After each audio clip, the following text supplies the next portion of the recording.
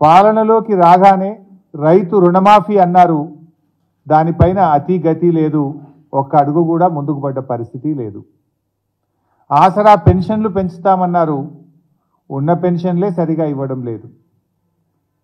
కేసీఆర్ గారు తెలంగాణ పరువు పెంచే ప్రయత్నం చేస్తే రేవంత్ రెడ్డి గారు మాత్రం కరువు పెంచడంలో పోటీ పడుతున్నారు. దేశమంతా కరువు ఉందనే చేతగాని మాటలు చెప్తూ రైతుల నోట్లో మట్టి కొడతా ఉన్నారు.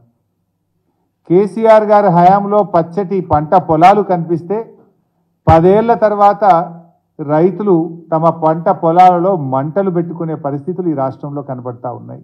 కేసీఆర్ గారు వ్యవసాయాన్ని శిఖరాగ్రంలో నిలబెడితే రేవంత్ రెడ్డి గారు శిథిలావస్థలోకి చేర్చుతున్నారు. కేసీఆర్ గారి హయాంలో త్రాగునీటికి సాగునీటికి లోటు లేని పరిస్థితి ఉంటే ఇవాళ రాష్ట్రంలో రేవంత్ రెడ్డి గారి పాలనలో కన్నీళ్లకు కొరత లేని పరిస్థితి కనపడతా ఉంది. మిషన్ భగీరథ ఇంటింటికి నీళ్లు ఇచ్చే పథకం కేసీఆర్ గారు తీసుకొస్తే రేవంత్ రెడ్డి గారి రాజ్యంలో మళ్ళీ ఖాళీ బిందెల ప్రదర్శన కనబడతా ఉంది. స్వయంగా ఆయన నియోజకవర్గం కొడంగల్లోనే కనబడ్డది.